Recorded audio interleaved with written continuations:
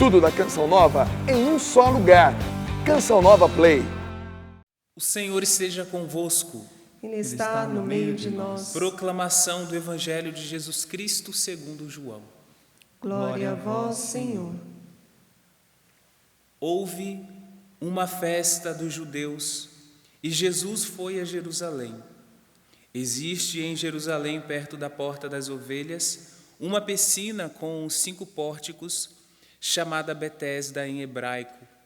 Muitos doentes ficavam ali deitados, cegos, coxos e paralíticos. De fato, um anjo descia de vez em quando e movimentava a água da piscina, e o primeiro doente que aí entrasse, depois do borbulhar da água, ficava curado de qualquer doença que tivesse. Aí se encontrava um homem que estava doente havia 38 anos. Jesus viu o homem deitado e, sabendo que estava doente há tanto tempo, disse-lhe: Queres ficar curado? O doente respondeu: Senhor, não tenho ninguém que me leve à piscina quando a água é agitada. Quando estou chegando, outro entra na minha frente. Jesus disse: Levanta-te, pega a tua cama e anda. No mesmo instante, o homem ficou curado, pegou sua cama e começou a andar. Ora, esse dia era um sábado. Por isso, os judeus disseram ao homem que tinha sido curado: É sábado.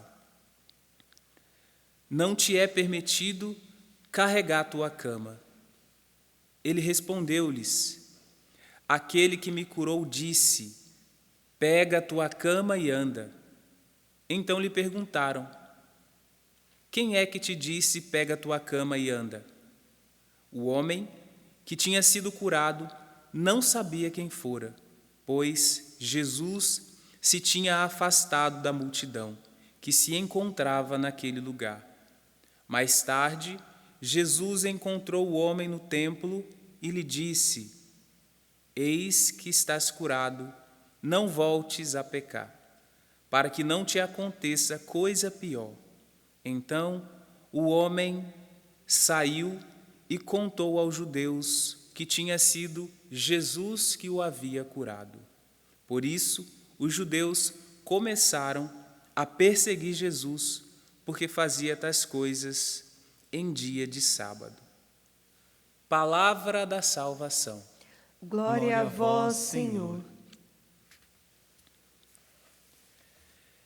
Quero recordar no início desta homilia também os meus irmãos, alguns dos meus irmãos que trabalham aqui nessa transmissão, aqui na câmera, também no áudio, também no Ministério de Música. Juntos estamos aqui para exercer esta evangelização pelos meios de comunicação.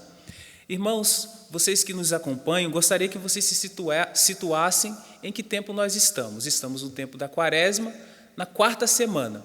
Vamos recordar o que nós vimos nas leituras até o dia de hoje, sobretudo nas leituras do domingo. Este ano A que nós estamos vivendo, o ciclo litúrgico é separado em 3. Ano A, ano B e ano C. Este nós estamos vivendo o ano A.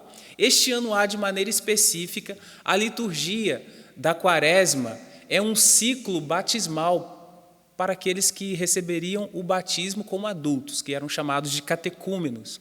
De maneira que as leituras que nós escutamos nos apontam para esta realidade de alguém que está sendo preparado para receber um grande sacramento, que é o sacramento do batismo, que acontece na grande celebração da Vigília Pascal, no Sábado Santo. Após o Sábado Santo, lá no final, na hora da vigília, já acontece a celebração do batismo.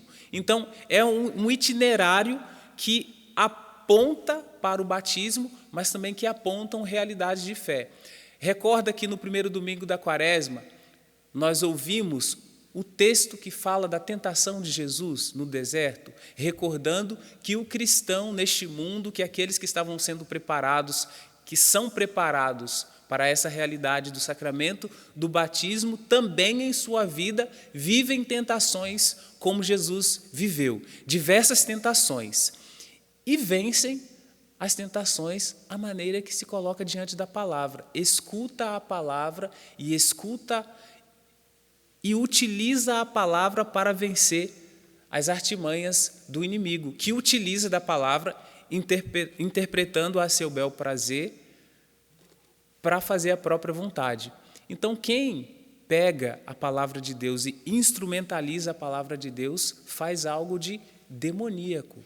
Nós sempre devemos olhar para o todo da palavra de Deus de acordo com a igreja, de acordo com o que a igreja nos ensina. Então, o primeiro foi sobre a tentação. Depois, no segundo domingo, nós vimos aquele texto da transfiguração. Então, Jesus revela a sua face divina para aqueles 3 discípulos que verão Jesus transfigurado e terão força para suportar o Cristo desfigurado também no alto do Calvário. Jesus revela a sua divindade. Então, somos tentados, tem a experiência da tentação, mas tem a experiência de sermos sustentados pelo divino, sermos sustentados pela graça de Deus também. Todo cristão, todo batizado é sustentado pela graça de Deus, é sustentado por uma realidade divina, por uma realidade sobrenatural. Eu sou sustentado por essa realidade, você é sustentado também por essa realidade sobrenatural. Por isso que o Cristo quis mostrar a sua divindade ali diante daqueles discípulos. Depois, no terceiro domingo, aqui nós estamos falando dos domingos, no terceiro domingo da Quaresma, nós vimos o texto do encontro entre Jesus e a samaritana. Aquela samaritana, no contexto de quem está esperando o batismo, simboliza e é figura da igreja que espera, aguarda ansiosamente a manifestação do seu Senhor, o encontro com o seu Senhor, que é o que acontece com a samaritana. A samaritana é figura dessa igreja sedenta de fé. E qual que era a sede de Jesus apresentada ali naquele evangelho também? A sede de Jesus era uma sede de fé. Jesus tinha sede da fé da samaritana, assim como ele tem sede da nossa fé a cada dia. Esse foi o terceiro domingo. E agora, mais recente, há alguns dias, no quarto domingo da Quaresma, nós vimos o texto de um cego de nascença que é curado. Então, os olhos desse cego se abrem para as realidades sagradas, para a realidade divina, para as realidades da fé. Os olhos dele se abrem para a fé, como os nossos olhos também devem estar abertos para a fé. Então, somos tentados, fazemos a experiência do divino, tocamos na fé. Lá com a samaritana, lembra da água da vida, aquela água que sana toda a sede, nós nunca mais teremos sede. E ali Jesus não estava falando da sede das águas deste mundo, né, mas das águas da vida eterna, das águas do Espírito que nos conduz. E com o cego fomos curados de toda cegueira, podemos dizer cegueira espiritual, aquele era um cego de nascença. E Jesus realiza essa grande cura, esse grande milagre, que Ele quer e deve realizar em nós também. E situados nesta quarta semana que Jesus aponta as realidades da fé, põe como que em nós óculos para vermos o mundo de outra maneira. Se todo mundo à sua volta está vendo as realidades apenas de maneira catastrófica, apenas de maneira ruim, Jesus nos ilumina para vermos com os olhos da fé. Então, o olhar da fé nos ensina a ver a providência de Deus em tudo, até mesmo nas situações piores, nós devemos buscar enxergar ali as ações da graça de Deus. Ainda ontem, no Amor Vencerá, nós rezamos pelas pessoas que em casa vão fazer a experiência de reconciliação, porque precisam estar próximo. Então, coisas pequenas, picuinhas, deixam de ter sentido, como tem uma realidade maior que nos une. Agora nós estamos unidos nessa Santa Missa, sem povo aqui no santuário, mas nós estamos em comunhão, porque nós cremos em Jesus. Então, situados nesta quarta semana, nesta terça-feira, o Evangelho nos apresenta este homem paralítico. Será que nós temos paralisias também? Será que você tem alguma paralisia? Sobretudo neste tempo, alguma paralisia espiritual, porque este homem tinha uma paralisia física. Estava ali há 38 anos.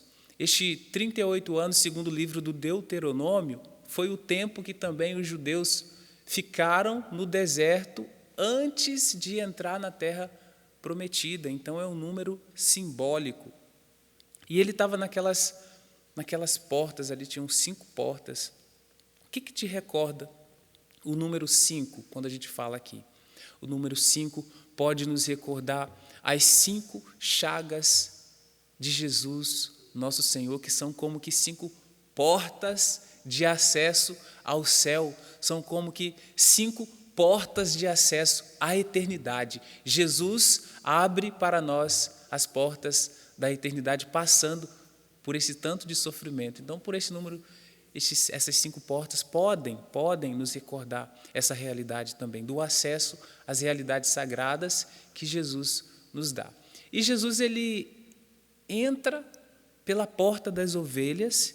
Então, aqui nós devemos recordar que aqui ele também está lembrando para nós que ele é a verdadeira ovelha, o verdadeiro cordeiro pascal que tira o pecado do mundo, e ele escolhe propositalmente essa porta, a porta das ovelhas. Betesda, esse nome significa Casa da Misericórdia. Casa da Misericórdia. O Padre Jonas, ele, dentre tantos nomes que ele dá de definição sobre o que é Canção Nova, um deles é Casa da Misericórdia. A Canção Nova é Casa da Misericórdia. Este santuário, o nome deste santuário é Santuário do Pai das Misericórdias também. E olha que curioso, neste dia, as portas deste santuário estão fechadas para o acesso presencial, mas assim como Jesus alcançou aquele paralítico, deu uma ordem, levanta, pega a sua maca e anda, por graça de Deus, por esses meios de comunicação, mesmo com as portas fechadas, nós conseguimos alcançar vocês.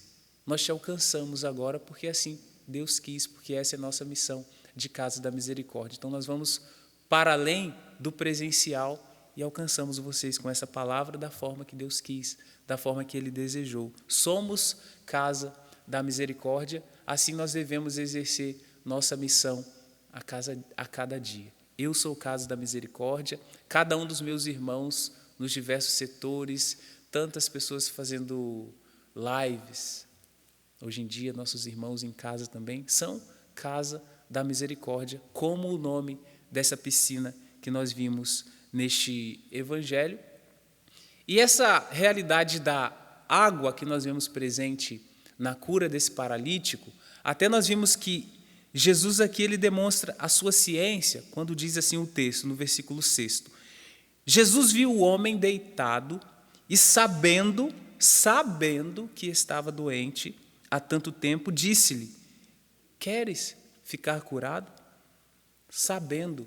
Aqui nós vemos essa ação extraordinária em Jesus, uma palavra de ciência. Jesus ele sabe da nossa condição de paralisia, assim como ele sabia da condição de paralisia e da quantidade que aquele homem, o tempo que aquele homem estava daquele jeito. Jesus sabia que ele estava daquele jeito, tinha muito tempo. Também Jesus sabe o tempo que você caminha assim. Talvez essa paralisia espiritual, talvez muito angustiado, muito ansioso por tudo que você vem ouvindo neste tempo, mas o Senhor não nos abandona, Ele permanece conosco. Não é à toa que Ele recebeu aquelas 5 chagas ali na cruz com os pregos, não foi à toa que Ele passou pela porta das ovelhas, não é à toa que Ele está num lugar chamado Casa da Misericórdia, porque Ele nos acolhe com misericórdia para nos curar de nossas paralisias. Ele me cura também das minhas paralisias. E também, nessa terça-feira, nós estamos inseridos nesse contexto da primeira leitura do livro do profeta Ezequiel, desta água que sai do templo. Então, vocês perceberam que o profeta, ele é convidado a experimentar no próprio corpo a grandeza da torrente, daquelas águas que saem do templo. Vocês perceberam que primeiro a água estava pelos tornozelos, joelho, cintura, e depois era um rio que ele só conseguiria atravessar a nado. aqui é um pouco a analogia da nossa vida espiritual. À medida que nós vamos caminhando e temos uma finalidade, um oriente, somos orientados, na mentalidade bíblica dos autores bíblicos, quando fala o Oriente, aqui o Oriente é onde o sol nasce. E não é verdade que nós várias vezes já ouvimos dizer que Cristo é o sol nascente? É Ele que nos orienta? É para Ele que nós devemos estar direcionados? Todo o objetivo de nossa vida deve ter como oriente o Cristo. O Cristo nos orienta, o Cristo nos direciona. Ele é o caminho que devemos seguir. É para Ele que devemos caminhar. E à medida que nós vamos caminhando para Cristo, como Ezequiel ia caminhando e as águas iam ficando mais profundas, também nós vamos crescendo em profundidade, em interioridade. Nós nos tornamos mais próximos de Deus. Nós mergulhamos em águas profundas das experiências com Deus, do Espírito de Deus, cada vez que caminhamos. Por isso que nós não devemos parar. Devemos ir em direção ao Oriente, devemos ir em direção a Cristo, que é o sol nascente, para sermos inteiramente transformados. Sabemos que a fé nos leva à profundidade, sabemos que a fé, pelo que ouvimos no Evangelho, nos tira da cegueira, sabemos que a fé nos tira e nos afasta da paralisia. Queira Deus que neste dia, nesta tarde, sejamos assim transformados, sejamos assim mudados pela presença do Senhor. Que tipo de paralisia você tem? Você identificou alguma enquanto eu falava, enquanto eu fazia a homilia? Será que a sua paralisia é a paralisia da angústia? Será que é a paralisia do medo? Será que o medo te paralisou? Porque o medo é uma coisa boa quando equilibrado. O medo é para fazer você fugir do perigo. Se aparece um animal feroz, você tem que ter medo para fugir dele. Se tem um precipício à sua frente, você tem que ter medo para não se aproximar dele. Mas quando ele é exagerado, aí começam a surgir as patologias, aí você começa a ficar com pânico, não posso sair de casa mais, não posso falar com ninguém, não posso respirar, aí vai morrer se não respira. Então você tem que tomar cuidado, tome cuidado com os excessos, veja se esse excesso de informações não comprometidas com a verdade, se não está gerando uma angústia em você, se não está gerando ansiedade que nem tinha e você ficou assim agora por conta disso. Então cuide, peçamos a Jesus no final desta homilia que Ele cure as nossas paralisias, talvez estas que eu coloquei como exemplo, talvez outras que vêm à sua mente agora, sejam paralisias espirituais ou sejam paralisias psicológicas. Eu peço aos meus irmãos aqui do ministério que me ajudem no final desta homilia, porque é um momento de oração. Eu convido você de sua casa a rezar também, feche os seus olhos e apresente ao Senhor suas paralisias, que elas sejam transformadas pela graça do Senhor, pelo Espírito do Senhor, que vem transfigurando-nos, que vem gerando em nós vida nova. Que o Senhor nos cure dessas paralisias, que neste tempo, em especial, Ele nos livre de todo pânico. Se você se sentiu que isso agravou em sua vida, em oração agora, nesta Santa Missa, deste Santo Sacrifício, eu apresento esse seu medo que você tem de perder o emprego nesse tempo, todas as vezes que você tem medo do futuro, como será? Como vai ser tudo agora? Isso que está acontecendo, não sei como se dará todas as coisas, e você tem sua família para cuidar, e você mal, não quer nem ver a luz, não quer abrir a janela do quarto, porque já está deixando se levar pelo excesso. Cura, Senhor, cure-nos das angústias, mantenha mantenhamos a certeza, a partir desta oração, a partir deste evangelho, nós devemos manter essa certeza. O Senhor, Ele cura o meu coração, que estava paralítico, que não queria perdoar, que não queria se abrir às graças de Deus. E mantenhamos a fé, mantenhamos a certeza, o Senhor cuida de nós. Louvado seja nosso Senhor Jesus Cristo, para sempre seja louvado. Tudo da Canção Nova em um só lugar. Canção Nova Play.